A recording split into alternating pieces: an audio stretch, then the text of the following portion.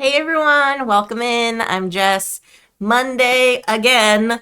It's been a couple weeks, so hello to everyone. Hello, We everyone. we have missed you all. I was feeling under the weather. David was recovering from being under the weather, so I may or may not have made her under the weather. who knows? Pass it. It's all in love. It's all. So I took all of the last week off just to kind of recuperate and get my feet back underneath me because I was out and like just laying around. Yeah, in this the was a PJs. butt kicker. Like, Yeah. Not fun. It at all. laid you out. Like, you just Yeah. had no energy. Well, I'm saying you. We. The Right. royal we. Right. Um, We both had no energy. Yeah, it was just. So it was I'm bad. going to sit on the couch and do nothing. And do nothing. So, but we're feeling better now on the mend. So we thought we'd come back to the Gloom City File. That's adventure games. You could see here. It is rated 16 and up, and we have found so far. We are both 16 and up, so. Yes, we have found out so far we are both of legal age to play this game. We're okay. But there are going to be some spoilers here because we are playing straight through the game. So if you just want to lurk and hang out, that's totally fine. If you want to help us with the solving of the mystery, that's totally fine too. I will say for the 16 and plus so far, it's just been a lot of gore, violence. So we are psychological trauma type stuff. Yes, psychological trauma. We are former mental asylum or institution or something, right? We are currently police officers in a former mental institution. Yeah. So a lot of mental trauma, all of that kind of stuff. Dark things have happened. Gloomy city things. Yes. Have happened here. So that's also a warning as well. If that also can be triggering for you, we totally understand. But if you can handle it. But if you can handle it, we are here. So we're going to just jump right in. David has some notes that we're going to kind of remember. It was 2 weeks ago, and we've been sick. So what has happened here? I think we'll be okay. I think we can figure out these notes. Yeah. So basically, to give like a synopsis, we've each gotten a cryptic note addressed to each one of us, talking about a certain someone that was special to us that died in an incident a while ago, and so the so-called perpetrator is now striking again. So the note it would picture, if you will, in those horror movies where you have like they come out with a folded piece of paper and it's like each letter is from a different part of a magazine. You know, that kind of creepiness. Creepy. That's what we're looking at, okay? So we get sent to this asylum because apparently there are 3 hostages somewhere in this building that we have to find. And the perpetrator is here and he's playing some, let's just put it bluntly, sick mind games with us. So already David's character has been bitten by a snake. I've gotten some kind of wound. I forgot how I got wounded, but I got some kind of wound. Oh, I fell. You tripped on the stairs. I tripped on the stairs. There was a wire, right? Like going across the stairs. That's right. There's like a tripwire and I fell. Gotcha. So we also have to calculate our injuries because if we reach a certain threshold of injuries, we have to read something from the adventure book that dictates what's happening to us in that moment. Recently, there are certain times where we have gone into areas where we had a flashback story happen, and we flash back to that time of the incident where we lost that certain someone. And so we're trying to connect the dots and find the pieces and things. We do have a briefcase connect the dots. La la la la. Yes. We do Could you have. imagine if the app did that? No. I'm already creeped out by like the creepy smiley face on here. I just can't. Or it's like from the show Sherlock. No, you won't. Like that. No. I just can't. So we have a briefcase and we've collected some items, which is good because we definitely needed this patient file to go into the location that we're at right now. And so they say anything that has the word clue on it, we will keep in our briefcase and they're used for the remainder of the case. But we have some playing cards, a newspaper article, a notepad and pencil, some loose change. David has anti-venom and some brushes, a musical sheet. We're thinking something has to, there was a piano in one of these rooms that tunes we had to tinker on. Yeah, so the music sheet obviously has musical notes, and these playing cards also have some like levels of musical notes. You can kind of see. But some of them are blackened and some aren't. Yep. So Which at is some really point, there's probably strange some because kind like of puzzle we're gonna have to solve. And I also have a flashlight, but it has no batteries currently. yes. So I had no batteries at the end of last game. Oh, you did not. Oh no. Oh. Yeah, I don't think so. I don't think you had any batteries unless I dropped one by mistake. So we'll have to. I don't see one. Oh, yes, you did. Oh, good. We have a use. Sorry. There were a lot of tiny tokens in here. So, okay. So currently So I have we to are find in more batteries in order to use the room flashlight. F. I am also using the Cosmos app, and it will read out the text from the adventure book. Yeah, it's got a pretty good reader. And so we have found that to be helpful as we are going along, because it kind of helps us listen in and then look while we're, doing stuff. So I'm going to read for floor F right now so we can kind of understand where we are and what's happening. A few belongings of the adults who were housed in this much too small room are still here. 3 beds with tangled bedsheets stand in a row along the right wall, 601. A single massive oak armoire stands across it to the left, 602. Along with debris and peeled off paint, there are old wooden boards, 603, and colored rags, 604. But also a tattered, soiled plush giraffe with its stuffing spilling out through the seams of its belly, 605. It must have been tossed aside by some heartless soul left to gaze pitifully out at you from under a pile of rubble. On one of the beds, you find a sheet of paper with a childlike drawing on it, 606. Okay. Okay, so it said this was a bedroom for adults, but it was too small, right? Oh. Yeah. Let's see.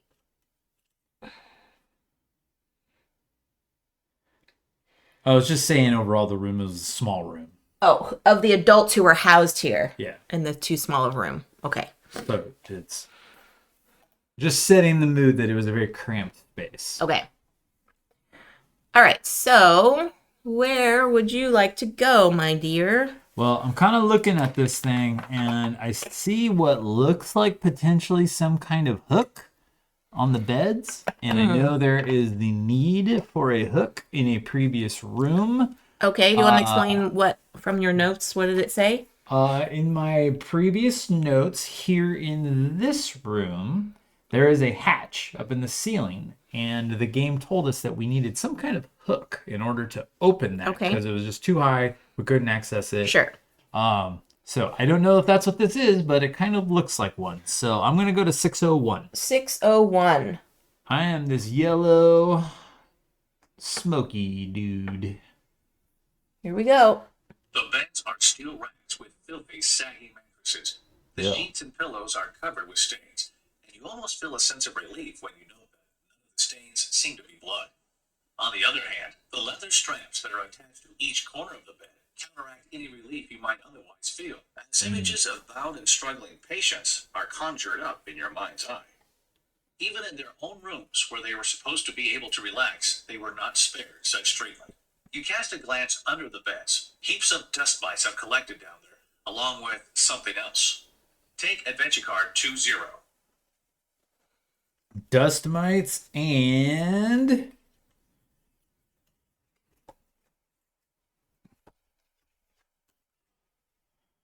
a pulling hook. Nice. Sweet. Good call, love.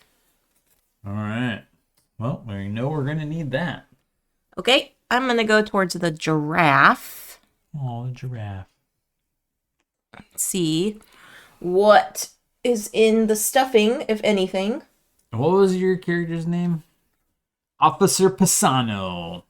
Pisano. And you are, I am Detective Simon Bishop. yeah, I'm Officer April Pisano. Yep.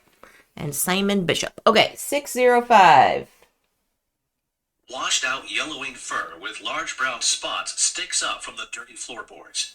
A single brown button eye, its surface already worn off, stares lifelessly at you.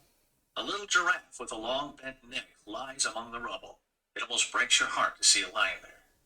You pick it up, wipe the dust off its nose, and regard it for a moment. Some child must have really loved this stuffed animal, for in addition to the ravages of time, the little creature shows the signs of a lot of wear from play and cuddles. The single button eye, the bit of surviving mane, and the unraveling thread in his belly show that it's been through a lot. Okay, you say as you squeeze his body. You feel his belly again. No, you weren't mistaken. Somewhere in the stuffing, there's something that doesn't belong there. You eagerly insert your finger into the hole in its underside and pull the material out. A key appears. You quickly stuff the cut back inside and stick your discovery in your pocket. Take adventure cards 2-5 and 2-6. Key? I got a key?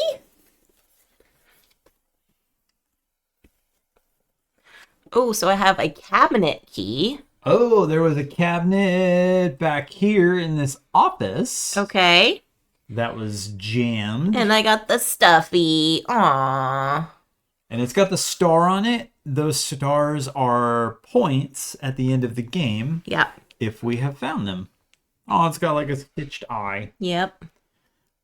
Old One Eye the Giraffe. All right, well, we're going to have some Exploring visiting to do. Yep. We got a panda. Hi, Panda. Hi, panda. All right. Your turn. I will go check out these floorboards. What's in the floorboards? Okay. 603. 603. Oh, we got a Giggles. Sup, Giggles? Giggles. Are you all staying warm? It's rainy and cold here. Yes, we had what was called wintry mix today, Panda, which is a combination of rain and sleet and snow and hail and everything that could fall from the sky, all at once. Wasn't cold enough to stick. It was not. We got to see some fall. It's going to be a chilly week. So, yes. Yeah, we're going to get a lot of winter mix. But we are doing just fine. How are you, my dear? Because I know you run cold. So stay warm. Bundle up. yes. All right, here we go. 603. And Giggles is probably laughing at us like, y'all don't know cold. Several boards have been on the floor, lines scattered in a heap like a game of pickup sticks. You start clearing boards away and discover that they are crudely blocking a hollow space in the floor. Given the poor lighting, though, you can't quite make out what's inside the dark hole. Oh. Do you want to reach inside? If so, read entry 653. Or do you prefer to leave it alone? In that case, read entry 753. Important. If you are April, you don't have a choice. Read entry 653. Well, I'm not April, but you're April. Yeah. And you're my partner in this. Yep. And I gotta reach inside. We're gonna find Okay. out. So 653. Let's do this. All right. Panda says she wants to burrow into her bed right now. 653. Here we go. Cup of warm something. You boldly thrust your hand into the opening beneath the wooden floor and feel around. Your hand brushes a hard, angular object and then bumps up against something else. It seems able to defend itself, though, and furrier. With an indignant squeal, the angry rodent sinks his sharp teeth into the back of your hand before creeping deeper into the darkness. Your hand is throbbing, but you can't stop thinking about the first object that you touched. You knock hard on the boards, hoping that all the noise will drive the rat away for good. You reach in again and finally pull out the object. It's a small wooden box with a lock that has already been opened. You look inside and, beside a packet of peppermint candies, you find a black and white photo of a young family, father and mother, side by side, with a small boy looking somewhat bashful as he clings to a stuffed giraffe. Take 2 injuries.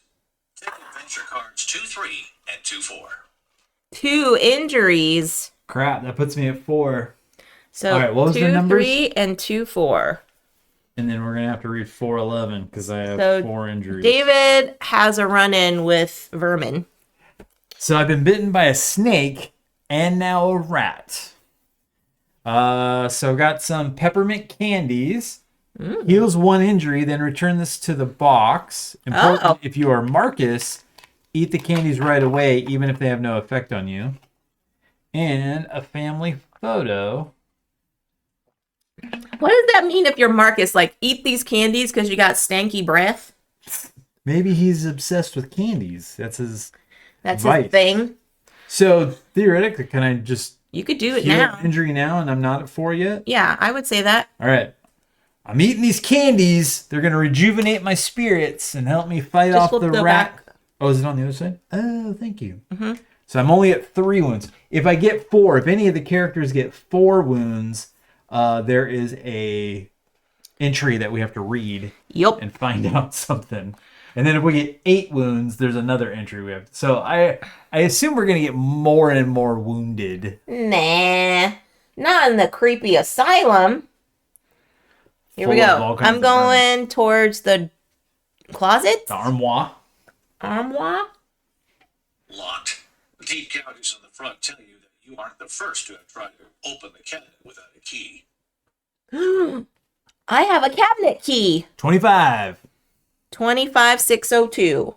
Yeah, in this game, you combine items with locations to create a new number, and then you try that entry and see if it does something. All right, let's see if it does something. Cabinet, lock, key. What could go wrong? Are you Rachel? If so, read entry 645. Nope. Are you Marcus? If so, read entry 745. No. Are you Simon? If No. so, read entry 845. No. Are you April? Yes. If so, read entry 945. 945. 5. Timey is here. Hi, Timey. What's up? Time roller. Okay, 945. Here we go. Do you think you might be able to find anything left behind by the previous owner? Not suspecting any mischief, you turn the key in the lock and swing open both doors of the cabinet at the same time. With a high-pitched whistle, a sharpened wooden stake comes racing at you from a crossbow. You try to get out of the path of its flight, but the arrow hits you and buries itself deep into your shoulder. What? You suck in air with a hiss of pain. Damn! That was a total surprise. You clench your jaw shut, pull out the piece of wood, and bind the wound as well as you can. What? Still, the doors are open. Take 3 entries. Place adventure card F1 face up on location card F. Read entry F1. Oh, it's probably there, babe. Oh, over here. I got hit by a freaking crossbow? Man, you just go charging up things. I love that it even says, you just swing both doors wide open. You're a cop. You would think that you would know. Okay. Oh, my poor partner. Well, that puts you at 4. Yeah, so now I gotta read a thing. And you don't have any peppermint candies. I don't. Oh my god. Oh, This is the worst. All right, so I have to read 811 now. that's what her 4 injury entry is. Let's see. As if the pain weren't enough, now there are unpleasant memories rising to the surface. Oh man, you brush a loose strand of hair behind your ear and blow out a little breath in resignation. What do I do now? You are sitting at home on your sofa with a document in your hand. Temporary suspension of Officer Pisano. Even the very first words hit you like a blow to the stomach. Where is the money going to come from if you can't work any longer? Rent, food, theater. You are well and truly screwed. Oh, continue. And all this just because a piece of evidence went missing. Sure, with the benefit of hindsight, it may not have been the best decision, but you knew that you would find something else if you only looked a little harder. So you stuck it in your pocket, just like that, without really thinking about it. And you were right when you looked at the bullet case at home under a magnifying glass, but they didn't want to hear anything about it. As soon as you admitted to taking evidence, it made no difference to them what you had discovered, even if it solved the case. And now? What would Leslie have done in your place? Your sister was always the one with the cooler head. She always knew what to do, was calmer, more thoughtful, and has now been dead a long time, almost 5 years. Damn. You have seldom wished she could still be with you as much as tonight. Instead, here you sit, alone. Ah, so is your sister the one that you lost? I don't know. Well, crap. Okay, so did we already looked at everything under there, right? Under what? The 60 whatever numbers that got covered up. They're not covered up. They're on the card still. Oh, 602 was the cabinet. Yeah. Okay. Gotcha. So you did 605, I did 603, and I did 601. No, I did 602. Yeah, Why'd you say I did 605? you did. That was the draft. Oh, at the very beginning. Gotcha. Just reviewing what we've done. So I will head over to 604. Okay. Find out what that is. I don't know what that is.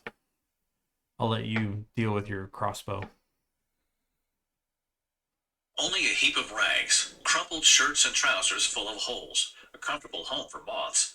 The labels on the inside indicate men's sizes, most get in medium, bit by but there's moths. also a pair of pants and shirt, labeled extra small. Oh, that's sad. Okay, that's it. Yep. 671. What's happening in this cabinet? So I'm like bleeding all over the place. Said Noah. He must have been the owner of this part of the cabinet.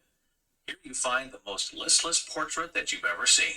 You open the drawer and find absolutely nothing inside, other than a frantically escaping spider. Okay. Okay, I'll head over to the beds and see what the 606 is. Okay.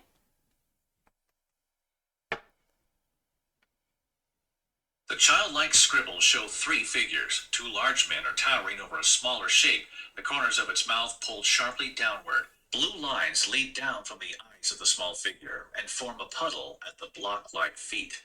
The large men are holding something in their hands. The artist has used a brown crayon to draw a long line from one hand of each man to the ground. Your initial thought was that it might be a crutch, but on further reflection, it seems to be a poor representation of two large branches, or maybe clubs. In the upper right corner, someone has written, "For Tom, the crybaby." It looks like even his fellow sufferers have used him as a doormat. At the bottom right, in a clearly different hand, someone has drawn a red smiley face. You look for hidden details, but when you can't see anything else, you turn the sheet over. Bingo! On the back, there's a riddle. Take adventure card 27. Riddle time. It's time for riddles. Tom Riddle? Mm-hmm. All right, so we have That symbol. whatever that's. What's that like? Isn't that like electronic? Like Yes. ohms or something? Yes. Plus 6 red lines equals something. Okay, I saw that symbol somewheres. Oh, there. The cabinet. What cabinet? Here. Oh. We can't go there. Have we seen those red lines anywhere? No. Okay. Weird. Creepy. All right. I'm gonna do 672. Just making my way through the cabinet. Making your way in the world today. Fix everything you got. Kinda stinks when you get shot by a crossbow in a closet. Almost reverently, you open the drawer and are a little disappointed to find nothing but a sheet of paper inside. On closer inspection, you determine that it's an article from a local rag called the Gloom City Gazette. Tragic house fire. 2 dead, 1 orphan is the headline above the clipping. Oh. You have a bad feeling. After a catastrophic fire in a Gloom City villa, the GCPD has confirmed that 2 people died in the fire. They were 32-year-old Rosalie Webb and her husband, the successful owner of the Webb International Logistics firm, Ernest Webb, 39. At the time of the occurrence, both were in the upper story of the home. Rescue workers discovered their son, 5, with extensive burns in the garden of the house. A large contingent of firefighters arrived at the scene and found the upper floor already engulfed in flames. It took until 4 a.m. to extinguish the fire, revealing the burned remains of the couple in their bedroom. Of course, we are all very upset by the situation, said Commissioner Morgan of the GCPD. You skim over the details of the firefighting operation. The final sentence reawakens your interest. To help him overcome this traumatic experience, the young son of the Webb family has been sent to a psychiatric institution. Take adventure card 22. Hey, James, welcome in. What's up, James? Oops. Good evening. There you go. Man. Are vigilantes taking over the city? Yes. Okay. All right. Oh, the one tar. What's up? Hello. Welcome in. Okay. Do you want to go to that closet? The ceiling thing? He is very pro vigilantes. That's pretty on par for them. All right. Sure. Yes. Let's go see if we can get through this escape hatch. Yeah. I have a feeling you might get a raccoon that's going to dump on your face. But we'll see. Kind of feels appropriate for Gloom City. Okay, so I'm going to combine the pulling hook and... We'll go over to that place. Yeah. Okay, so what number is the pulling hook? The pulling hook is 20, and that ceiling hatch is 408. So let's see what happens. Armed with the pulling hook, you open the trap door and pull down a narrow wooden ladder. Are you Rachel? If No. so, read entry 428. Are you Marcus? No. If so, read entry 528. Are you Simon? Yes. If so, read entry 628. 628. Are you April? If so, read entry 728. 628. Here comes the raccoon. Nimble as a ferret, you jump on the rungs of the Oh, it's a ladder, ferret. ignoring the soft protests of the old wood. Luckily, it holds you, and you arrive safely on top. Read entry 246. Okay. Okay. Are you going to have a flashback? Well, maybe. Maybe I'm like scared of heights. Return adventure card 20 to the box. Take location card G and place it above location card D. Then set your character figure on location card G. Read entry G. All right, we're going to have to slide stuff down. Let's make it work. Okay. Read entry G. Hey. Here we go. Okay. Through large holes in the roof, 701, the silvery sheen of the moon falls upon the old wooden floor. You can hear a soft rustling. A little nest up in the gable makes it pretty clear where the sound is coming from, 702. You risk taking a look outside. The sheer drop is enough to make your head spin. As you turn quickly back to the attic, a large heap of crumpled bed sheets catches your eye, 703, along with all sorts of odds and ends, 704, that must have been sorted out ages ago. Farther behind, you also see a closed door, 705. You're up in the attic, eh? All right, you going to come join me in the attic? No, I have one more place to go. Oh, okay. One more thing to explore in this cabinet. It's a bear trap. You stick your hand in. Shh. Don't give me that bad juju.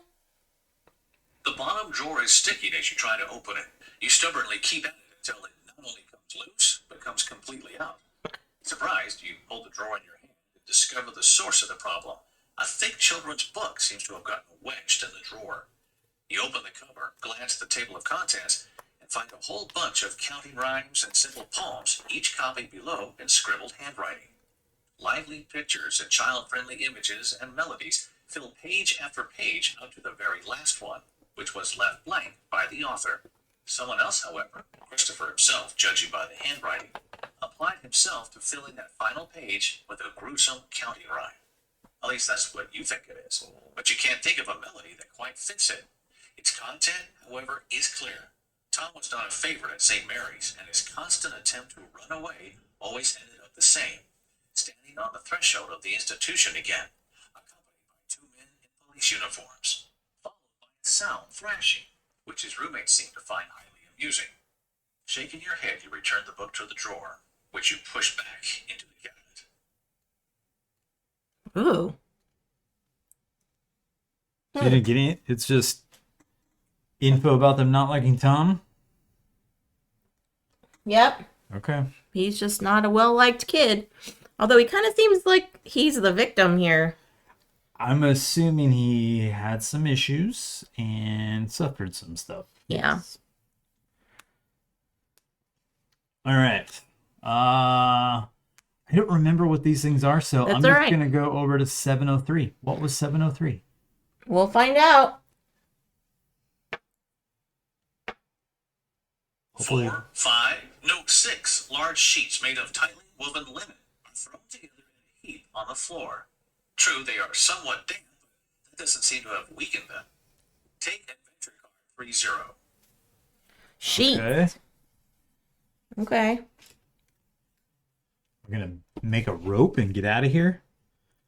Piles of bed sheets. Oh, we're so scaling the walls to get out of here. Spider-Man, Spider-Man.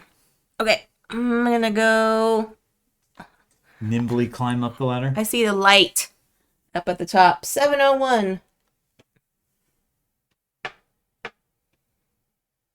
3 big holes and a lot of small ones let you look from the attic out to the area around the sanatorium. On one side, you see the park and its big lawn with 3 ancient linden trees and many moss-covered sculptures. A lake reflects the pale light of the moon. On the other side, you have an open view to several cars in a parking area. That's where you first met before entering St. Mary's. Okay.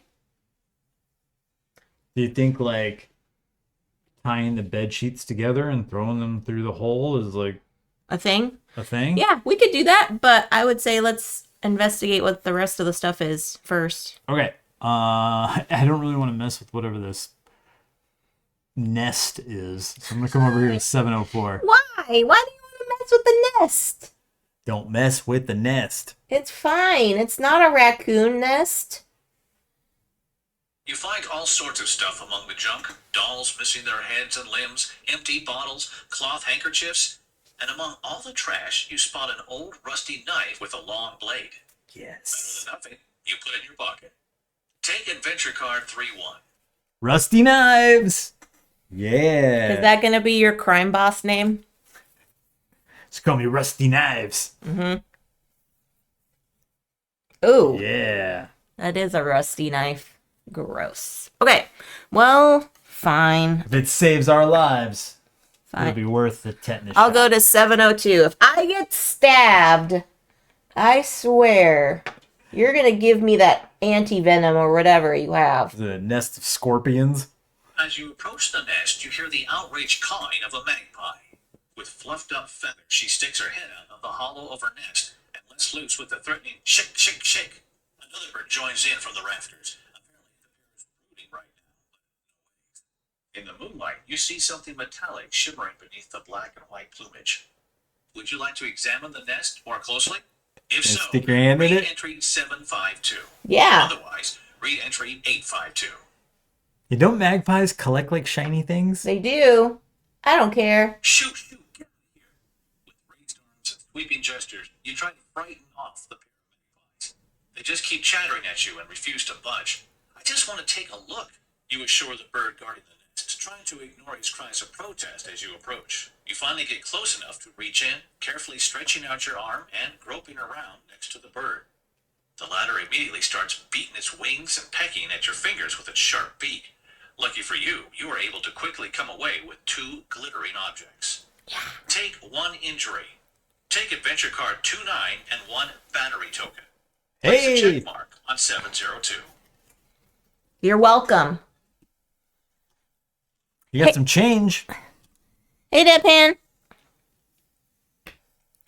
Your assignment, hold on to this card face down under your character and don't pull it out till the end of the game. If you do this, the card can no longer be used for anything. Well, it's not.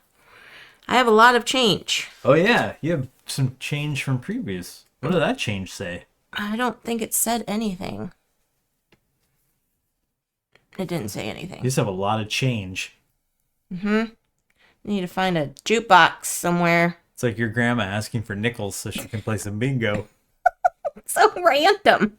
That was I so got great. a random call from my Nana yesterday. She plays bingo at her senior living situation. And she was like, "Do you guys collect nickels?" And I was like, "No." Like thinking she had some sort of like buffalo nickel situation, you know, like antique nickels that she was giving away or whatever. She was like, "Oh, never mind. I need them for bingo." I was like, "Okay." So now fun. It was just a funny story. Yeah. Okay. Where are you gonna go? 705. It's the next one, or do you want to go yeah. downstairs? No, let's go to 705. Let's finish. Well, I kind of want to throw these bed sheets through that hole and see what We'll do happens. it. But We'll do no, that. Let's do. Oh, Do that, and then I'll do 705. okay. 3701. I'm gonna make us an exit out of here. I know I said don't do it yet, but Changing your mind. yeah. 01. Something is holding you back. Maybe later. Ah, so it may be a potential thing, but we have to do something else. Okay. Okay, You wanna so do we'll go to 705? 705. Okay. Maybe that's our escape from Pennywise. We all floating here. Your prize. This is when someone scratched into the door with a knife, along with a smiley face sporting an irritatingly wide smile. You suspect the worst. You quickly call everyone together to discuss what to do next. Place all character figures on location card G, then continue reading. Should we open the door? A heated discussion follows. Finally, you agree to try pushing it open with caution. Who knows? You might be close to the hostages. Ready for anything, you position yourselves on either side of the door frame before depressing the handle and swinging the door open. You hear a click coming from the chamber and get ready to throw yourselves to the floor. But no shots come flying through the air. No object comes swinging towards you. Yeah, we All learned. you hear is a soft, buzzing sound. Oh no. Take adventure card G1 and place it face up to the left of location card G. Read entry G1. A buzzing What sound? is buzzing? What is that? Is that a recorder? Yeah, it looks like one of those reel-to-reel recorders. Uh-oh. All right, what does it say? G1, A? You excitedly push your way into the small room, but inside you find only a low table. On top of the table is a small tape player connected to lots of cables and wires, which starts to play when the door is opened. After a few beats of background noise, somebody eventually starts speaking. Good evening, ladies and gentlemen. I hope you have been entertained by my little evening program, and you feel just as comfortable here as I once did. The man's voice gives way to an amused chuckle. Then he continues. If that is not the case, then I would quickly make friends with this place if I were you, as I am afraid that you will never be leaving it again. His feigned regret drips with contempt. The cassette clicks, and after a brief delay, the tape automatically starts rewinding. Suddenly, there is a flash. Too late. You notice that there is another wire fastened to the tape reel. You turn around just in time to see a timber ripped from its wax position between a crossbeam and the wall. Dang it. Crashing wood, falling tiles, and all sorts of dust. After the cloud of decades-old filth has had a moment to settle, you can finally see again. There's a gigantic hole where the outer wall used to be, with thousands of pieces of rock now lying on top of the trapdoor. Unnerved, you turn back to the room where your hostess trap was triggered. Next to the now silent tape player, you now notice a chest, 706, that looks as if someone had engraved it by hand. The decorations are pretty, but not so delicate as to look like the work of a professional. You carefully lift it and study it from all sides, and on its base, you find a note written in red. Best regards, Tom W. At least you now have some idea who the perpetrator is. However, the contents of the container are protected by a combination lock, and still, you found no sign of the hostages. Do you think it might have been the perpetrator's plan all along to simply lock you away here? Place adventure card G2 face up on location card G.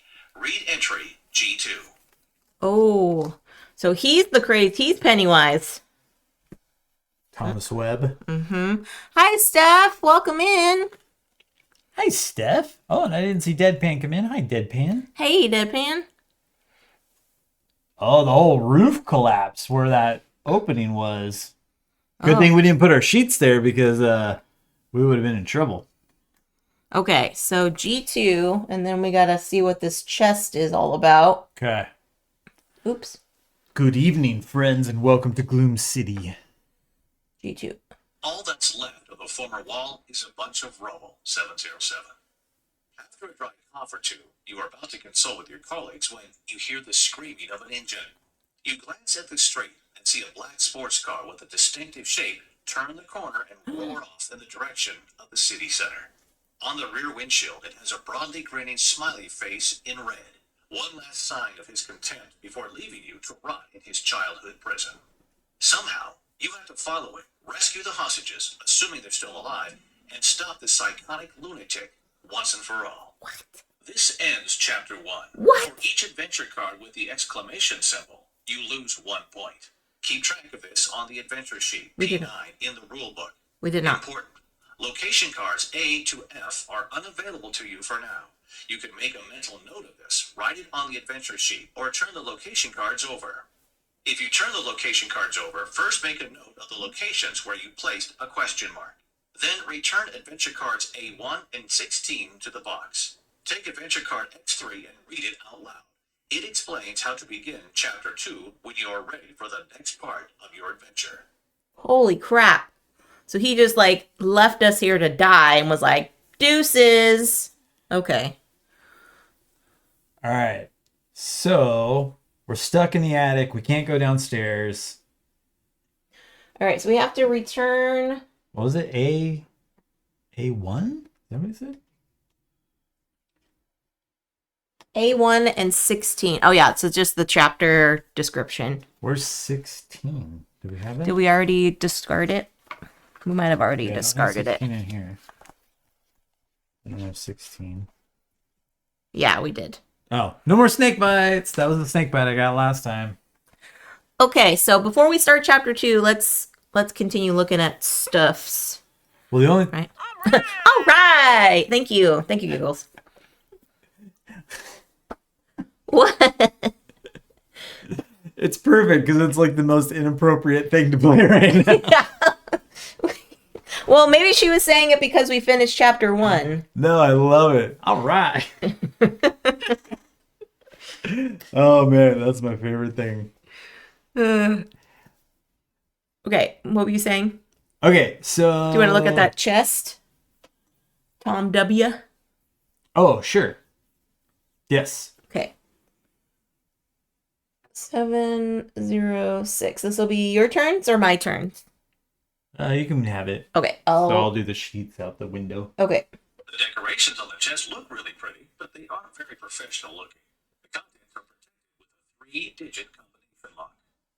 To open the lock, you need the combination XYZ with each letter standing for a number. If you know the combination, read the corresponding entry. Otherwise, come back when you know the combination.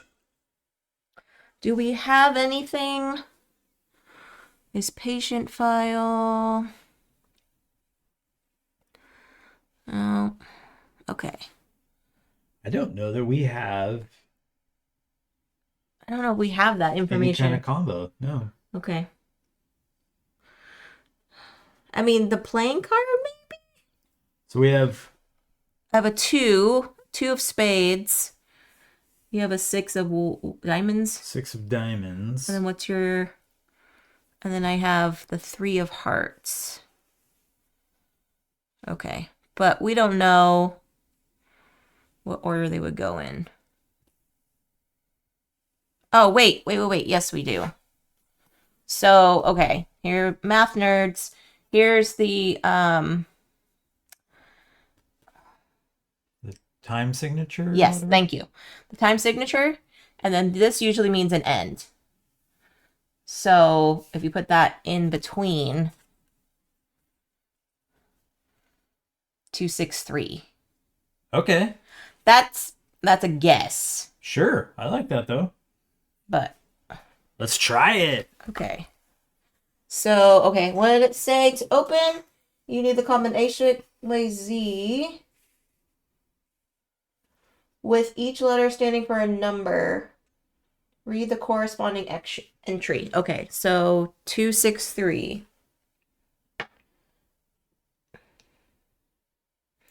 Oops. 3. With a click, the latch of the lock springs open, unlocking the chest. Look at You this see a one. bunch of long expired admission tickets, one for each of you. Strange. Return adventure cards 06, 07, 63, and 73 to the box. Take adventure card 80. 80. Good Okay. job, love. Very nice. So we have a bunch of tickets. Admission ticket. A long expired admission ticket for each of us. Take adventure card 80. We're going to some kind of creepy amusement park now. Yeah. Ooh, that's a clue with 3 stars on it. Theater tickets. All right, so this is going in our briefcase. Oh, does it have the... It has a clue. It showed clue on there. Okay. All right. Nicely done, sweetheart. Thank you. So wait, so we get rid of 6, 7, 63, and 73? Yeah, done. Okay. Oh man, the music sheet. Yep, that was the clue to tell you, like, here's how to order. So what you knew. Oh, because I knew how to read music. It was kind of trying to guide us to that, to say, hey, look, it's that, and then there's a line. Gotcha. But you just knew that because you're very smart. Thank you. Okay, where are you going now? Are you going to throw the thing up the thing? Yeah, let's get the hell out of here. 30? 30707. 707. You quickly knot the bed sheets together as tightly as you can and test the strength of your improvised rope. You are pleased to see it can hold even a large grown adult without any problem. Yeah. But now you have to hurry. You tie a loop, wrap it around a roof beam, and toss your escape line out. The rope of bed sheets reaches to just above the ground. Perfect. One after the other, you step through the opening and start the descent. As you finally reach the ground, you want to take up pursuit immediately, but you realize that you stand no chance on foot against a motorized vehicle. Together, you hurry to your car and get in. But when the engine finally starts, there's no sign of the fleeing car. So all you can do is follow the culprit in the general direction of downtown and hope to somehow track him down before he harms the hostages. Ooh. Return adventure card 30 to the box. Take location card H and place it to the right of location card A. Then, set all character figures on location card H, read entry H. All right, do we want to get, like, take all these out because we won't need them right now?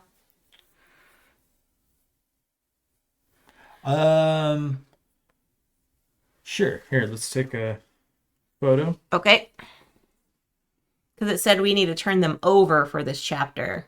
Because So- they're not accessible. Not accessible right now because we're getting the F out of here. All right, so bring our characters down here. We'll set these aside. Yeah, we need some Boss. space here. We're going on an adventure. All right, we're hitting the streets. Taking it to the streets. All right, H. Read entry card H. Why is Okay. there no H here? Oh, there it is. It's just hard to read. Your path leads towards downtown. You search for the black car at every intersection, so it takes nearly an hour for you to arrive at the train station. Oof. Your engine sputters a little and then dies. What a lemon. But what can you do? You have no choice but to get out and have a look around. At this hour, the area in front of the train station is only lightly populated, and the few passers-by go about their own business or simply avoid you. A little kiosk is still serving drinks and snacks through a service window, 801. It looks like someone left their lighter next to an ashtray, 802. To the right, beneath the glow of a streetlight, there's a young man who looks like he's seen better days, 803. His pants are ripped, the arms of his leather jacket are worn, and his shoes are full of holes. He casts furtive glances in your direction and watches your every step. The train station itself looks closed, with just a dim light showing through the door. Your gaze pauses on an old poster on the outer wall, 804. In addition to the route you took to get here, there's also a narrow alley leading deeper into the city, 805. At the intersection, you see the perpetrator's car smashed into the wall, Oh. 806. Take adventure card X4. Okay. On foot. says the car won't move an inch farther unless you push it, which would take way too long.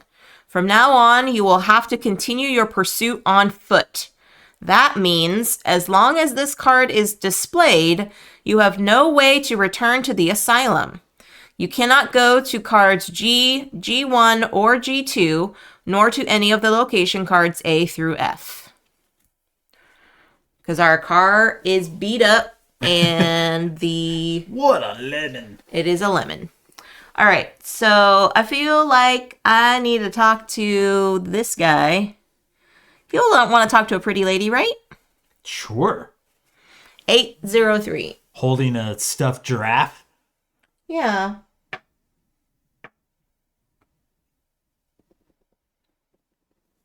Whoa, what happened? Oops. Play. Uh-oh. Something happened to the app. Please hold. You want me to read 803 while you're working on that? The young man really does Oh, look there we go. surprised. He ponders for a moment, then his face lights up as if in a flash of inspiration. Right, maybe 20 minutes ago. Came tearing down the street and gave it too much gas. Still stuck to the wall right over there.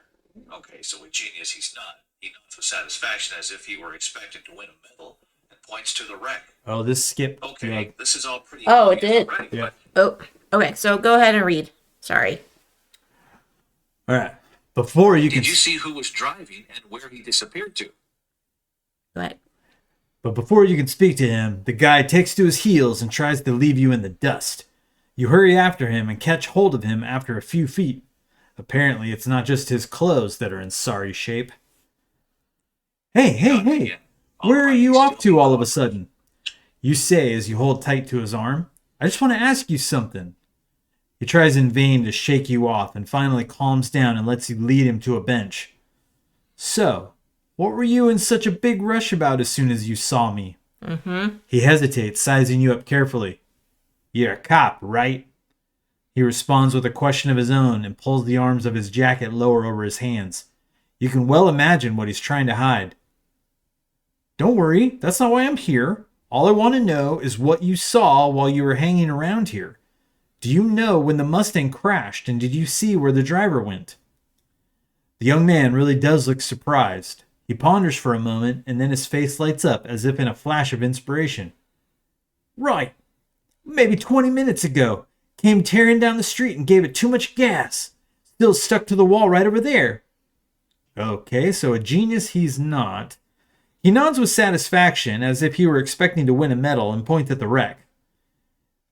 Okay, this is all pretty obvious already, but did you see who was driving and where he disappeared to? He nods again. All right, he's still being cooperative. Sure, of course. Funny looking guy, peeled off. Seemed to be injured. Took off towards downtown. How come? Did he do something bad? He seems pleased by the thought that, for once, he's not the one in trouble. Okay. That's really strange. So he headed towards downtown. Was that 805? 803. That was 803. No. Is 805 taking us towards downtown? 805 was the alleyway, I think it said. Deeper into the city is an alley. It's an alleyway deeper into the city. Okay. Yeah. Well, I'm feeling snacky, so I'm gonna come over and talk to this guy. 801. 801.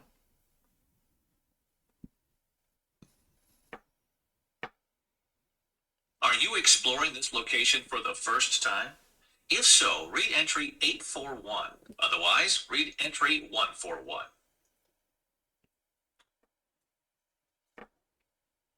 Excuse me. You walk up to the service window and find yourself looking into the face of an older gentleman.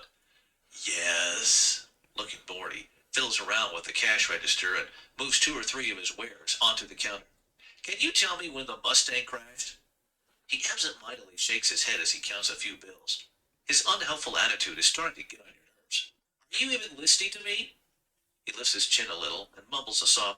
Yes, yes, of course, of course. Did you see anyone flee the scene? No answer. But then he returns the bills to the register and regards you with his shifty eyes, dark circles standing out beneath them. Would you like to buy something?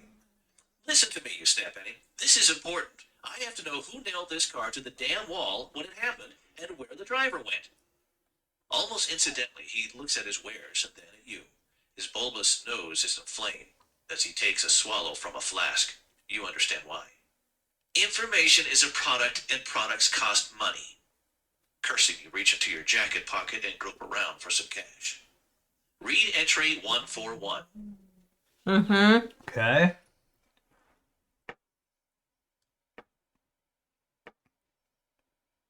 So what would you like, says the man with a broad, greasy grin as he regards you appraisingly. If you don't have enough dough, I also accept payment in kind. Pharmaceuticals are particularly popular with the junkies right now. In order to buy batteries for the flashlight, return one card with change to the box and take 2 battery tokens. In order to buy a bottle of brandy, return 2 cards with change to the box and take adventure card 34. In order to buy a bag of chips, return 2 cards with change to the box and take adventure card 35. In order to buy the daily paper, return 1 card with change to the box and take adventure card 36. You may purchase as many objects as you can afford. If you like, you can return adventure card 10 or 19 to the box in place of a card with change. Always be sure to speak to the kiosk owner whenever you want to buy something else later. Is this the first time you're purchasing something from the kiosk? Yes. If so, read entry 851. Okay. Do you want to purchase something? Yeah. So, I mean, we definitely can turn in The anti-venom? the anti-venom. That's Okay, so it pharmaceuticals. said... And you have 2 things of change.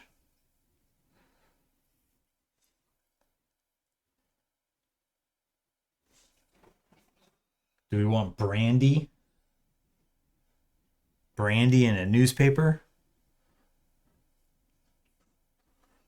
So brandy is 2 cards. And the newspaper is 1. So we have 3. Okay. So What do you think? Yeah, that's fine. The newspaper, we need card 36. And brandy is card 34.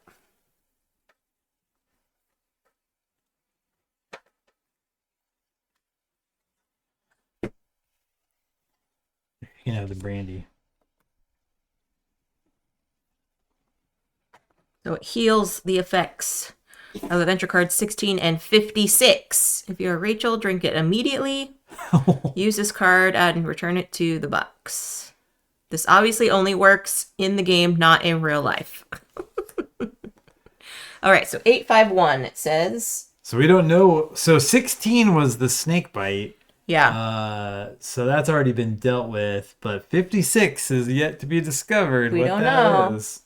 The man hands you your wares and painstakingly counts out the money a second and third time before sticking it into the cash register drawer. What was it you wanted to know again? He asked, his face resuming the expression of disinterest it had before you made your purchase.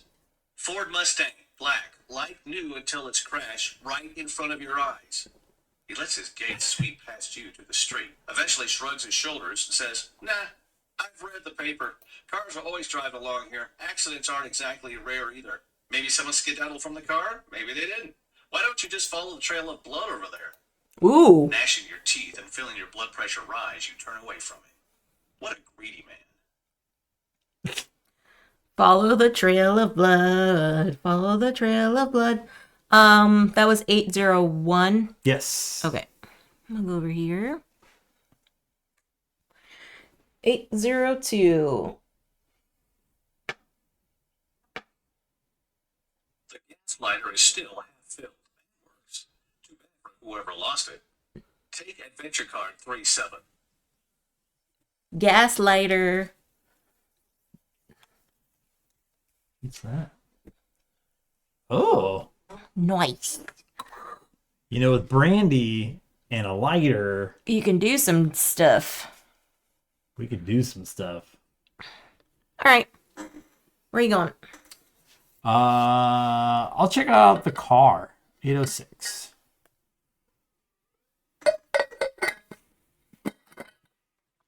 Okie doke. Did he leave any clues behind? Or hostages? The car is scrap. The guy really must have been in a hurry.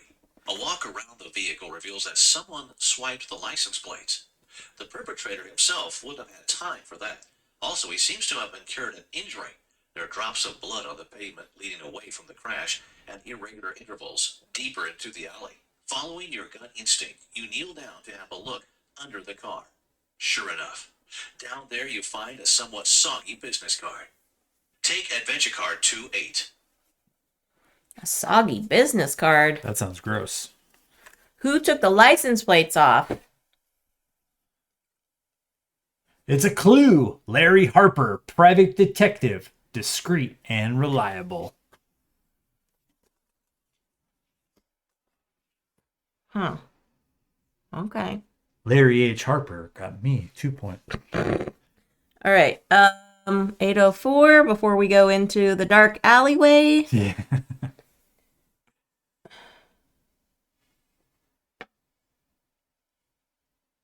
Among a variety of stickers, there is a surprisingly intact old poster on the wall of the train station. It's been a long time since anyone tried to liberate the walls and windows from unwanted advertisements, scribbled insults, and other vandalism. About as long as this once beautiful city has been falling into decay. For the first time, and only a short time here in Gloom City, announces the fine print on the poster for a theater performance that took place in the long since closed Trinity Theater. Since the city went into decline due to criminality and corruption, a lot of prestigious businesses have been torn down. Nobody wanted their hotel, shopping center, or theater associated with this cesspool of vice any longer. So all the economically viable companies gradually left to make room for yet more trash. And so often you wonder, what is it you're still looking for here? And what became of the city that was once so dear to your heart that you wanted to go after anyone who might harm her? In a fit of nostalgia, you rip the poster off the wall, wad it up, and stick it in your pocket. Take adventure card 38. Yeah, I wonder if that's the theater we have to go to.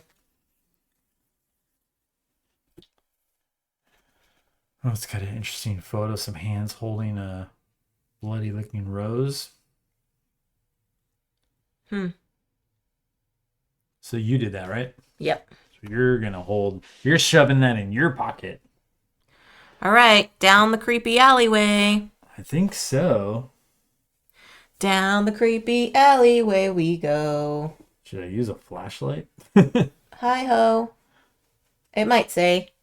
We'll see. The narrow, poorly lit alleyway leads across old cobblestones and potholes to bars, restaurants, and dance halls. Take location card R and place it to the right of location card H. Then set your character figure on location card R. Read entry R. Okay. R.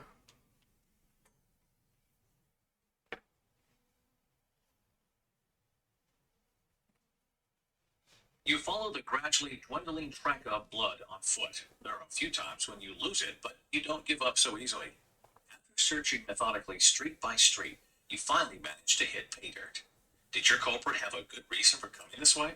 This ill-reputed neighborhood has definitely seen better days. Now it's best known for its crime. Broken street lights, constant muggings, not a place you'd want to be at night without a weapon. It's not for nothing that the nickname of the district on the beat is Little Gomorrah. You really have to be prepared for anything. Oof. On one side of the street is Angie's 921, a down-and-out bar whose level of reputability and shabby aesthetic are even further reduced by the clientele coming in and out. Across from it stands one of the few office buildings. The rents are as low as the expectations of the renters. Still, someone has considered it worthwhile to hire a night watchman to stand guard during the night and evening hours. Looking bored, he has stationed himself before the door of the complex, 922. A little further down the street is one of Gloom City's police stations, 923, which evidently has done little to bring the level of crime here under control. A little way in front of the station, there's a narrow side alley branching off, 924. Where it leads, however, you couldn't really say. Okay. Do you want to talk to anyone? Sure, I'll talk to the security guard. Okay.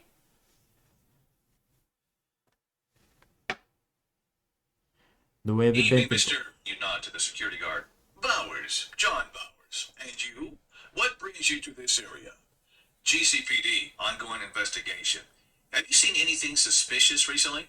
Sorry, my shift only started a few minutes ago. Any objection to my taking a look around the office building? He stands up and tightens his uniform. Can you provide some ID?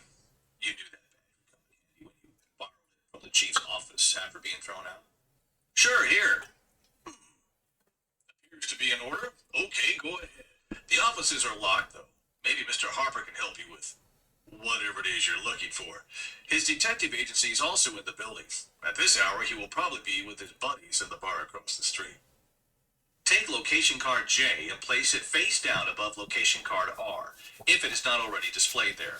From now on, you can go Face to down. location card J whenever you like. When you go there for the first time, reveal location card J, read entry J. Okay.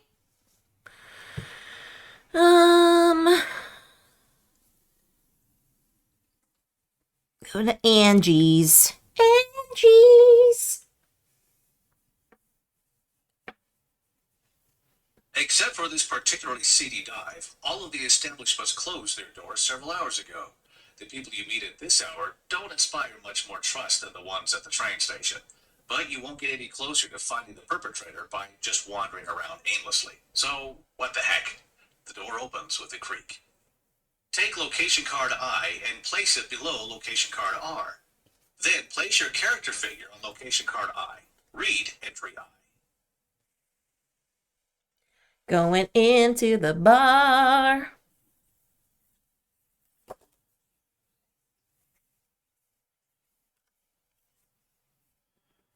Okie doke, here we go.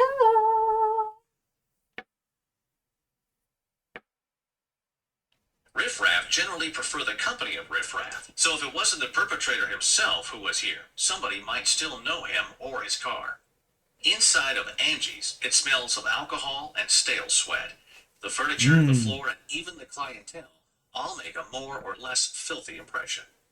A young, overworked waitress gives you a friendly smile as you enter 901, but then gets right back to work serving a lively group of gentlemen their beer 902. The older woman, 903, behind the bar, 904, seems to let the customers' chatter go in one ear and right out the other. But that doesn't stop them from talking. Further towards the rear, there's a corner for playing bar games. Next to a pool table, 905, and a dartboard, 906, a cup and dice await willing players. Okay. Where do you want to go now? Check the GCPD or the sketchy side alley? I mean, I don't want to leave you in the bar alone. That's okay. So I'm going to come talk to these guys. What number? 902. Is there a check mark next to 902? If so, No. read entry 248. Otherwise, read entry 348. Are you Rachel or Simon? If so, read entry 451. Yep. Yes. Or are you April or Marcus? If so, read entry 551. The trio of older men already seem a bit tipsy as you walk up. Gentlemen, you say in friendly greeting, but none of the three reacts to you. Gentlemen, you repeat with emphasis and feel their irritated gaze upon you. What do you want? Grumbles a man with a black hat and very gray hair. Just one question, then I'll be on my way. With little enthusiasm, the speaker leans back in his chair and assesses you disdainfully. The sharp odor of way too much bourbon wafts to your nose, and you are unable to suppress a shudder. Keep going. We are looking for the driver of a black Ford Mustang, you explain. I'm looking for a rich woman who wants to marry me, interjects one of the others. Snort, followed by a roar of laughter from his colleagues. License plate? That's the first one, once he gained control of himself. You shake your head helplessly. With a sleazy grin, he licks his lips and takes a big gulp from his beer. Your proposal. You play against me. $300 if I win. A nice crisp check from your pocket to mine. If you win, I'll help you. And why should I trust you, you ask? He shrugs his shoulders and is about to turn away when one of his colleagues chimes in. Our buddy Larry is a detective, the best, and the drunkest, jeers the other one, giving his counterpart a hearty poke. Larry, you've heard of an ex-detective named Larry, one with an office here in the city center. You pause briefly, then stretch out your hand. Agreed. What will we be playing, Mr. Harper? Larry Harper. Read entry 963. Gonna play a game. Go fish. The inebriated detective rises unsteadily to his feet and takes the dying cup. Easy as pie. I roll. You say whether die shows high or low. 1 to 3 is low, 4 to 6 is high. 3 rounds. If you get at least 2 of them right, you win. What do you say? You pull up a chair and take a seat. Let's play. And before you know it, the cup with the die inside is hitting the table. What's your decision? Would you like to bet high, 4, 5, or 6? If so, read entry 363. Or would you prefer to bet low, 1, 2, or 3? If so, read entry 463. Interesting. Low. Okay. 463.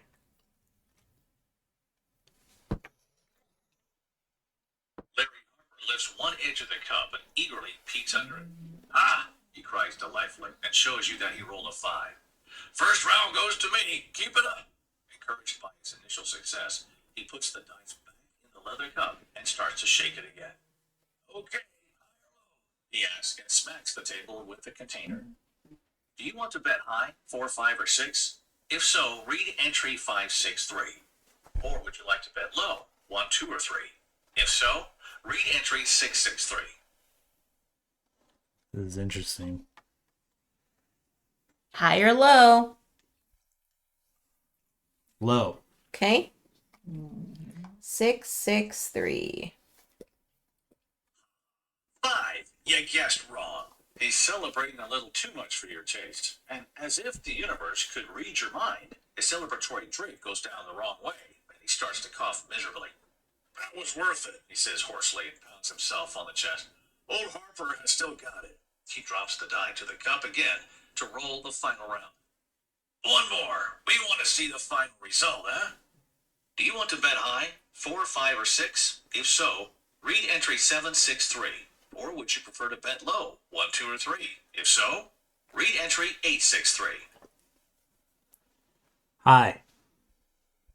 The dice is rigged. He keeps rolling 5s. He uncovers his last roll and reveals a 2. Pretty bad luck, huh? Betting high was the wrong decision. Where do things stand now? Did you win at least 2 of the 3 rounds? Nope. If so, read entry 999. Or did you lose at least 2 of the 3? Yes. If so, read entry 888. How about did I lose all 3 of them? You briefly ponder whether you might be able to bamboozle him in his current condition, but before you can make a decision, his buddies get involved. You'll have to give us a share of the dough, pal, they demand with a laugh, their cheeks already flushed. Well, kid, don't move. Luck is with the clever or something. With that, he sticks his head out. Beaten, you pull out your checkbook and show him the check. Our company thanks you, he exclaims, chuckling to himself. He sticks the paper in his pants pocket and, in the same move, pulls out a jingling keychain. You'd have liked to have this, huh? He says, grinning maliciously. He swings it briefly back and forth in front of your eyes, as if he were teasing a dog with a sausage, and then, as expected, puts it back in his pocket. That didn't get you very far, but even if it cost you a bunch of money, you have still gained one piece of information. A little detour to Larry Harper's office might be worth it after all, without his permission if necessary. Place a check mark next to 902. Take adventure card 40. 0 for 3. You lost $300. A receipt for $300. He wrote you a receipt? That's funny. It has an exclamation point. Yeah. Isn't that a Bad thing. we lose points? Yes. Burp, burp. That's a bad thing. All right. Maybe I'll talk to the waitress.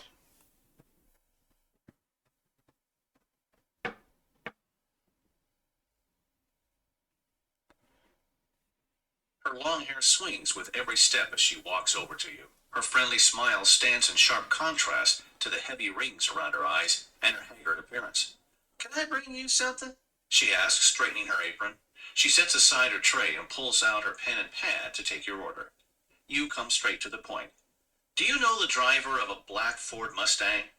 She briefly considers, then shakes her head. Not that I can remember. I haven't been working here long. Maybe you should ask Angie, the owner. She seems to know everyone who lives in this place. Disappointed, you thank the young lady and she hurries off to take her next order. Okay. Oh, I'm going to talk to the lady next. All right. Where do you want to go, love? Do you want to go back to Harper's office? I don't know why. Should have gone over here.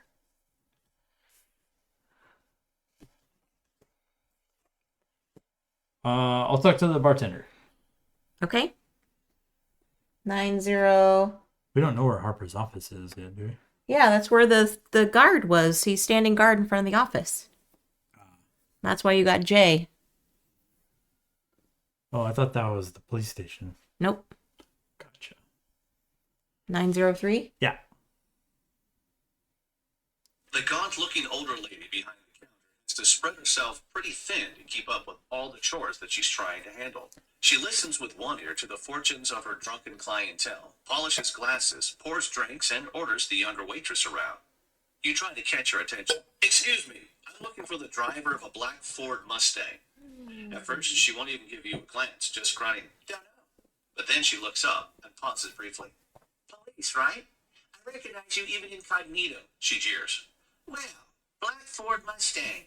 Someone fleeing the scene, presumably injured? She acts as if she were thinking before replying in the same insolent tone. Nah, and if I don't keep working, somebody's going to get injured here, so why don't you go bug someone else? Mm-hmm. Very helpful, this lovely lady. Mm-hmm. Possibly injured.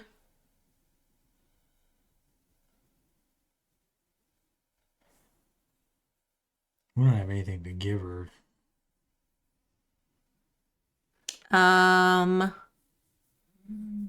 Doesn't seem like. Okay, what do you want to do?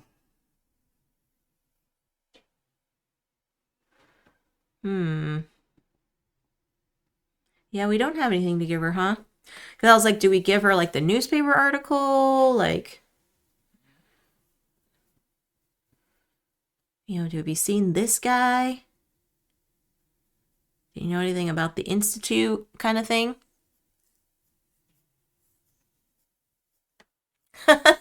That's funny, T.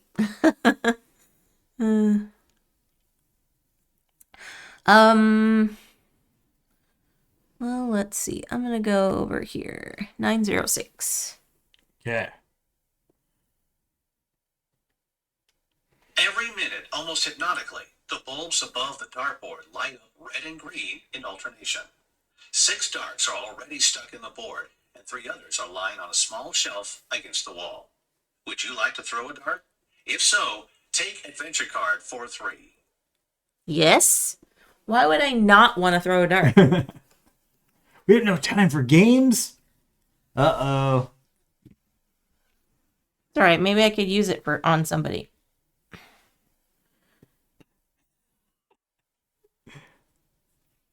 Okay. Do you want to throw it at the dartboard? Sure. 43906. Yeah.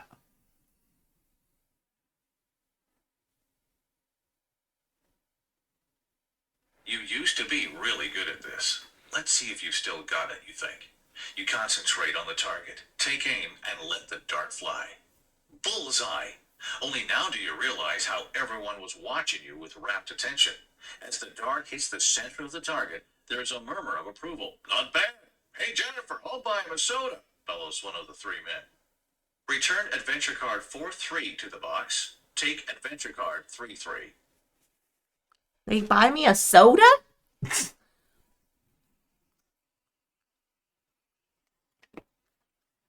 You have a soft drink. Heals 1 injury. Nice. Return this card to the box. Yes. I'm doing that. All right. Okay. Where are you going? You going to Larry H. Parker's place?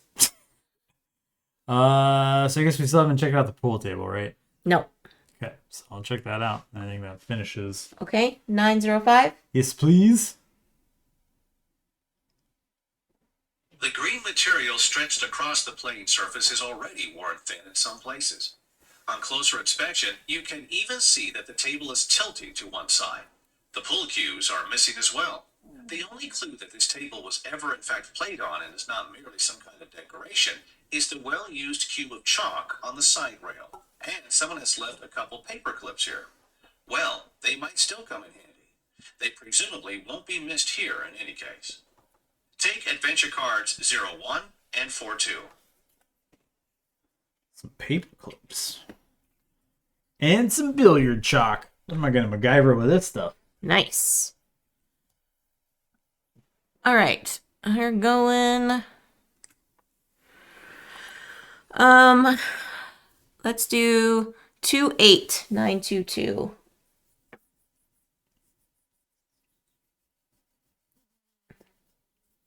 No entry. Okay. 40 922, or do we just go into J? Oh, yeah, that's right. We just go into J. Here. Okay, let's read J. Determined, you try to enter Mr. Harper's detective agency. It's in a building with various businesses, but there's hardly a light on. Even here on downtown High Street, it would typically attract attention for strangers to rove around in front of the offices, or even inside of them at this hour. Fortunately, the guard doesn't stop you, which will make things quite a bit easier. But even though nobody seems to be on site at the moment, you have an uneasy feeling. After climbing to the second story and searching for the right door, you finally find the sign identifying Harper's Detective Agency. Other than 2 prickly pear cacti on each side of the doorframe, 161, and a worn-out doormat, 162, this part of the corridor is pretty bleak. You suspect that the 2 landscape photographs to the left and right of the door, 163, and the display case with the model of a park across the hall, 164, probably belong to the architectural firm housed on this same floor. Judging by the keyhole, all that's needed is an ordinary room key without any bells and whistles, 165. It needs an ordinary room key. What about some paper clips? Mm-hmm. Do it. 01161. Pick in some locks. 161. Yeah. I think. I thought it was 165 was the door. Oh, sure. 161 was the plants. With practiced fingers, you bend the 2 paper clips apart and manipulate them into the proper shape. It only takes a few simple moves to make a pick, and as you insert it into the locked cylinder, you are pleased to feel that it can withstand the force that you apply to it. The long arm of the law apparently has sticky fingers as well. This kind of skill always comes in handy. Immersed in your work, you only look up once a soft click announces the unbolting of the cylinder. Your path is now open. Return adventure card 01 to the box. Read entry 265. 265. What's Take happening? location card Q and place it above location card J. Then set your character figure on location card Q. Read entry Q. Instead of above, we'll put it to the side. Yes. Entry card Q. Oops. At the detective agency, everything is a hopeless mess. All over the place you see stacks of old newspapers, 221, open file folders, 223, and pizza box piled to the ceiling. You are seized by a sudden anxiety that the culprit has already beaten you to it and destroyed all the relevant information. You are relieved, however, to realize that all of this is simply a matter of the idiosyncratic organizational skills of the colleague to whom an overfilled bulletin board, 222, and a crowbar leaning against the desk, 224, also belong. Yes. Definitely a crowbar. All right, I'm going 222. Gonna check out the bulletin board. It has strings on it. With conspiracy smoking guy. Mm-hmm. This looks like Harper's current case. A confusing collection of names, places, telephone numbers, and dates. They all seem to have something to do with missing person reports that were posted during the past few weeks. Paul Collins, the husband of a missing nurse, seems to be Harper's client, as evidenced by the invoice addressed to him that is lying right beneath the papers along with Harper's notes on the case. According to Harper, Diana Collins Clark did not have the appearance of someone who simply disappeared of her own will. She had made appointments for the coming weeks, accepted an invitation to her sister's birthday party, and had even already bought a present. She never showed up at the party, though.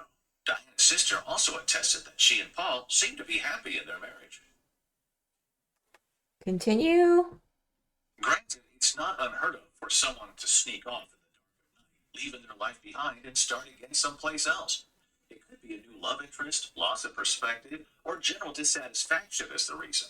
Usually, though, there will be some critical voices around who will reveal a possible motive. The case of Diana Collins Clark, however, seems to have been different. And she seems not to be alone. There are two other missing persons on Harper's list, Ray Plaza and Christina Rowland. These two seem to have left behind no traces or indications of an unhappy life either. At first glance, the only thing they seem to have in common is they are all in their early 20s. Attached to the paper at the very bottom is a photo that comes as less of a surprise than you would like. The expression on your face hardens as you look at the portrait of Diana Collins Clark. She's one of the people whose photo was attached to the letter at the entrance to St. Mary's. There's just one sad difference. In that photo, she is clearly in bad shape, and right next to it, there's a photo of a black car that is all too familiar to you. Take adventure card 49. Mm-mm. Got a clue. Diana Clark. Mm. We have a lot of things in our briefcase now. Put it up here. Okay. All right, where do you want to look at? I'm gonna grab me a crowbar. 224. Bam! Need Oops. some weapons. You don't have to wonder too long about what you might need this tool for, and you can understand why. As a grubby little private investigator, you have to be able to get access to places where you're not wanted. Otherwise, you're in the wrong job. But you'll be able to put the crowbar to good use, too. Take adventure card 51. Yes. Heck yeah, crowbar. Show everybody. Okie doke. Let's see. 221. Forgot what that is, but we'll see. All sorts of newspapers are piled high. Gloom City Gazette, GC Journal, national papers, even the occasional ones from the international press. You have to give the old drunkard credit for keeping himself well informed, at least. With this kind of disorganized stack of news, however, you would presumably need a week to find any helpful information, if there's any to be found there at all.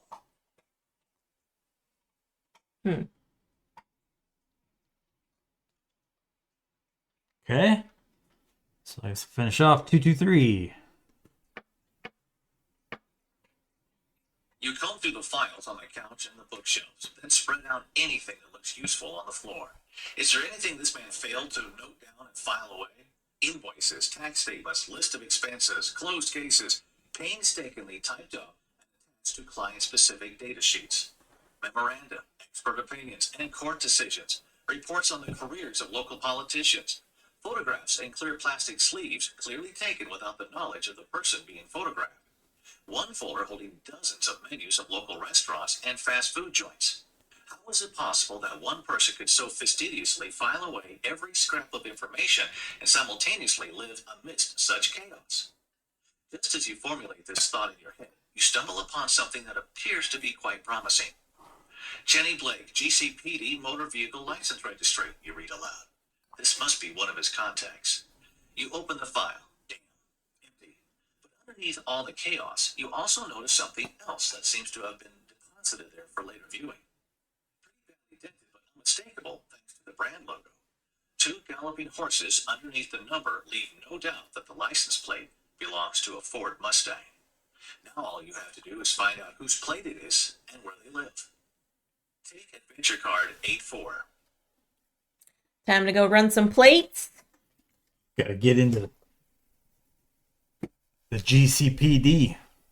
All right, I think that's 923. Here we go. Do you have adventure card 84? If so, read entry 575. Otherwise, read entry 475. Yes, we do. No police. The perpetrator was very clear about that. One might argue about his selection of players for this game, given that he specifically chose ex-cops. But everything you've learned about Webb from your past experience tells you that there must be some kind of twisted logic behind this, even if you haven't been able to figure it out yet. Nevertheless, the risk of violating his conditions and the possible consequences are just too severe. The constant feeling of being under his watch, the growing paranoia, everything tells you that he would know exactly when you broke the rules of the game. But maybe someone could bring the license plate to the police station without being noticed.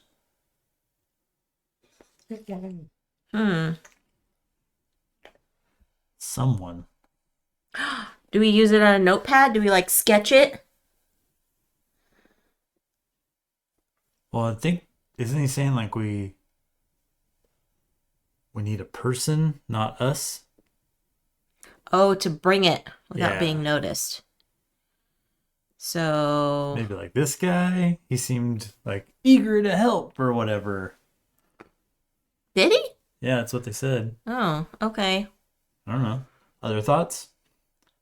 Security guard's probably not going to leave his post. Yeah. The waitress and the bartender didn't seem super helpful. No, we can't go talk to the PI. So, okay. To the kid. All right, so 84 84803.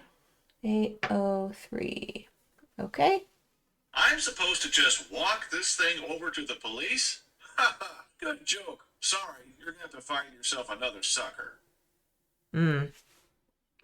What if we give him some brandy? Here we go. Maybe. 34803. Get that evil stuff away from me. I've been sober for years. Um.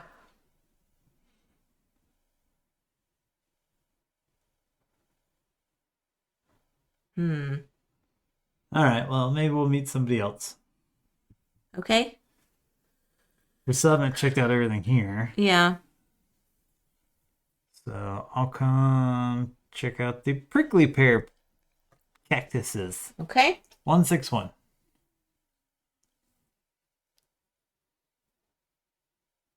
The two plants are bearing small yellowish green fruits. You pick one and press carefully against the spiny peel. It barely gives way. Take adventure card 44.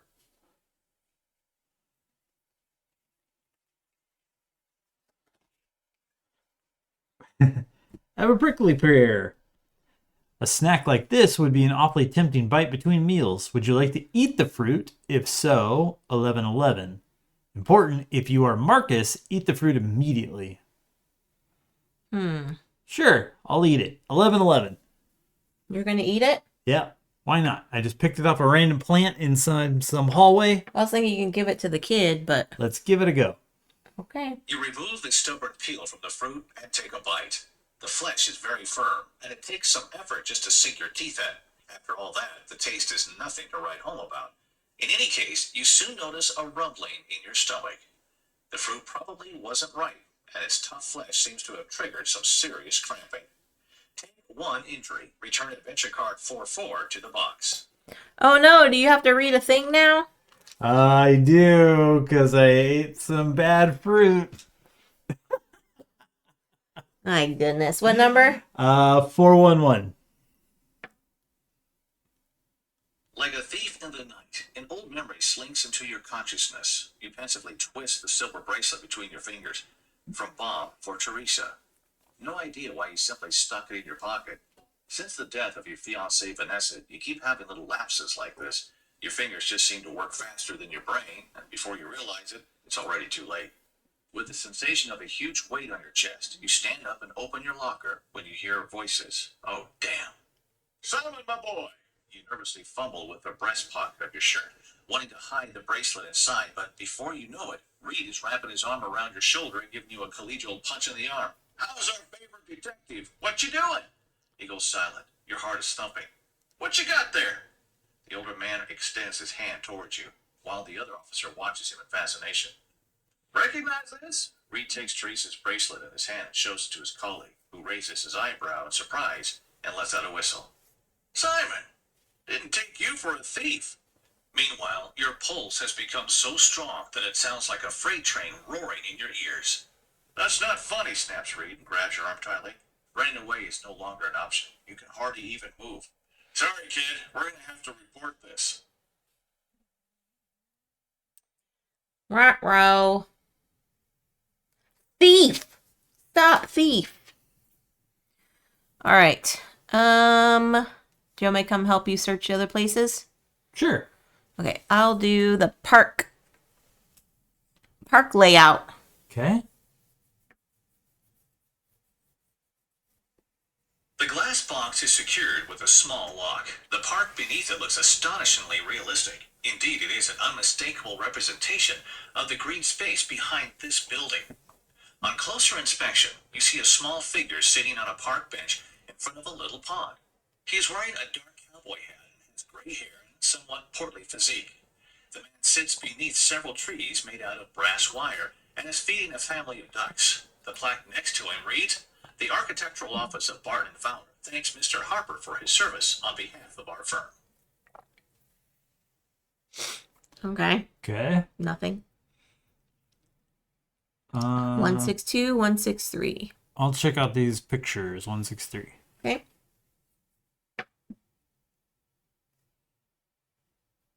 The two pictures draw your attention. In both black and white photographs, you can recognize the neighborhood where this office is located. They were taken at a time when Gloom City was still in its prime. The buildings look well tended and new. The surrounding landscape is the perfect image of picturesque health. Even at night, the pedestrians in the streets had little in common with the characters slinking around today. The photos also seem to be part of a series, each one showing a small code in the corner, C3 and K11.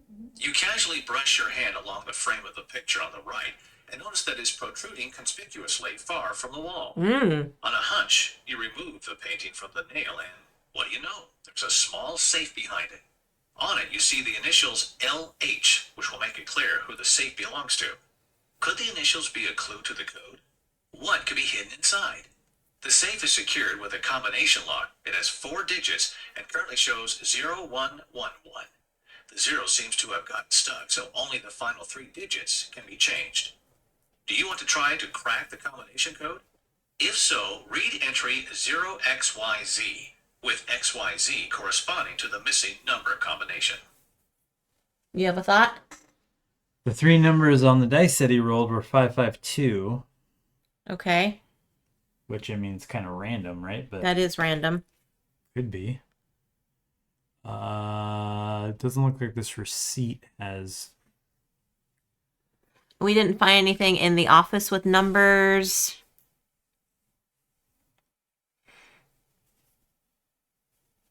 I don't recall there being numbers that we. Anything on his business card? Yeah, I don't know. Let's try it. 0552. I think it said just the last 3. Let's see.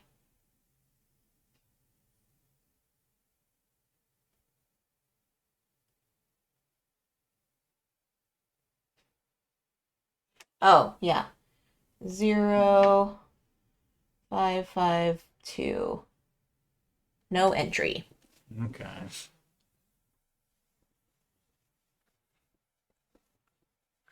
Yep, I don't know. Okay.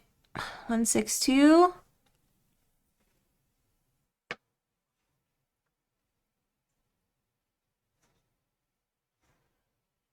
Welcome aboard is written on the coconut fiber doormat. To the left and right of the writing, you see 2 anchors, which, like the rest of it, are pretty well worn. I never took him for an old sea dog, you think. At the same time, he presumably does have the right drinking mentality for a life at sea.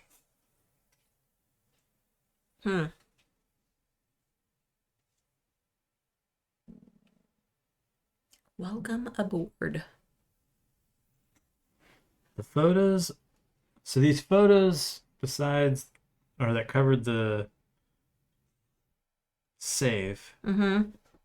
seem to be part of a series, each one showing a small code in the corner, C3 and K11.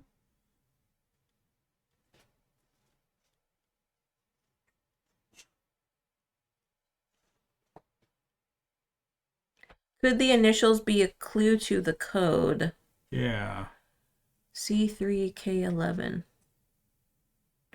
Oh, so you think L and H? So if K is 11, does that mean L is 12? Oh, C is the third letter, K is the 11th letter. L is 12, and then H would be D, E, F, G, H. 80812. Want to try it? No, it was LH, so 128, 0128. Oh, 0128.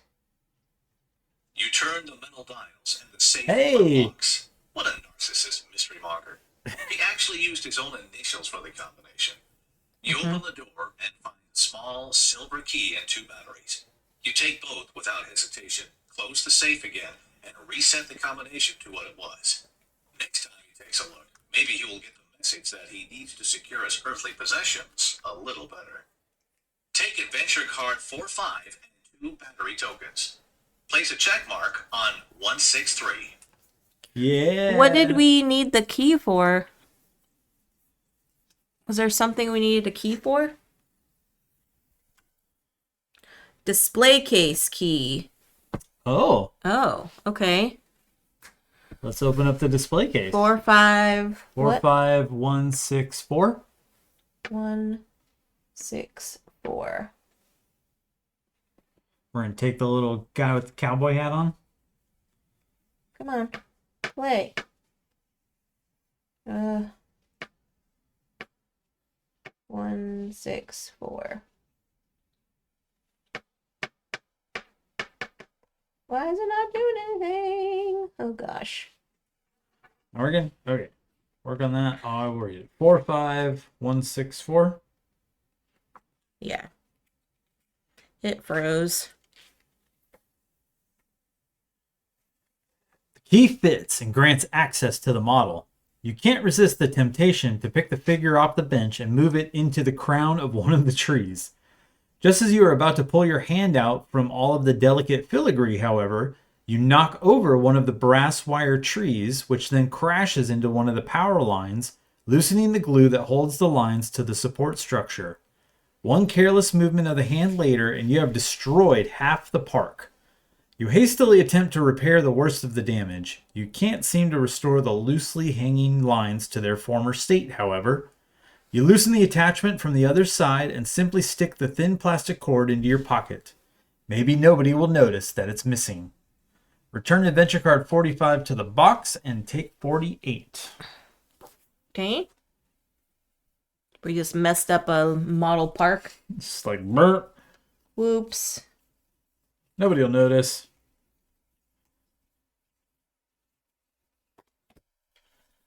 Nylon thread. I wonder what we need that for. Okay.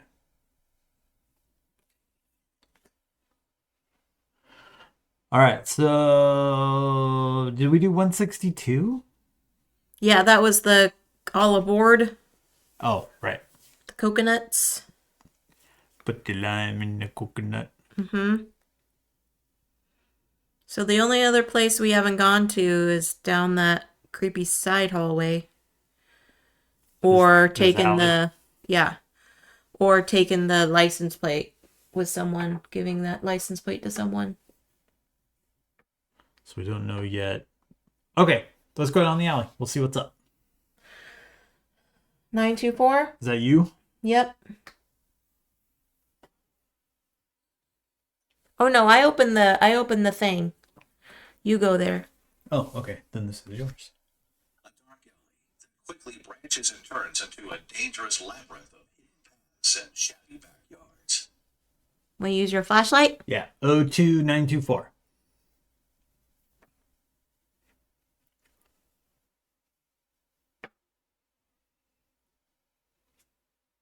No entry. Did I put that in right? 0, 2, 9, 2, 4. No entry. Okay. Huh.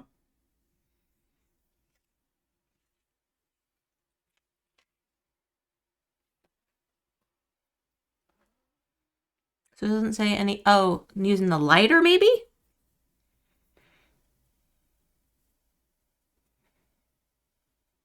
I mean, it seems like the flashlight would be the... 3, 7, 9, 2, 4. No entry. Okay. I don't Do know. we ask the security guard to take the plate over? Maybe he'd be interested in joining a police investigation? Sure. 8, 4. Was it 922? 922. Do you have adventure card 50? If so, read entry 137. Otherwise, read entry 731. I don't see 50. Yeah, that's still in the deck. Okay. Supposed to do with this, John asks you. For reasons that I'm afraid are confidential, I cannot personally go to the police station. So might I be able to ask you to inquire with Miss Blake in the police department's vehicle registration office about the registered owner and their address? I'm supposed to abandon my post? That could cost me my job, officer. Then something seems to occur to him, and he looks at you. One hand washes the other. There's something that you can do for me. My fiancée, Jennifer Reed, works at the bar across the street. Her mother, Martha, died recently, years before she had a long stay at St. Mary's Mental Asylum. The loss has really affected Jen, and unfortunately, she doesn't have much left behind by her mother to remember her by. She only rarely talked about St. Mary's, but there was one time she talked herself into a rage. She said the director there was kind of a sadist. He was someone who took pleasure in confiscating personal items of the patients and playing psycho games with them, as Jen put it. He took something from Martha that was very important to Jen. She never told me what it was, but you could take a look over there without much difficulty. If you can bring me something that belonged to Jen's mother, I'll help you. He eyes you critically. But you won't get far without a car. Here, he says as he tosses you a key. You can take my car, the one over there. Return adventure card X4 to the box. If you placed location cards A through F face down, then you may turn them face up. All right. I think this might be a good time to pause, love. Yeah. I'm going to go back to the asylum. Man. Feels like we're going on a wild goose chase. Doesn't it? But at least we know now who the perp is. Poor Thomas Webb. If you pick on people long enough, sometimes they snap, unfortunately. And we got some stuff we might be able to go look into at the... There's that locked cabinet, and we got a crowbar. Right? And that was in the director's office, so... Oh, at the asylum? Yeah. Yeah. Do you want to quick just run over there and see what was in that cabinet? And Do you remember where it was?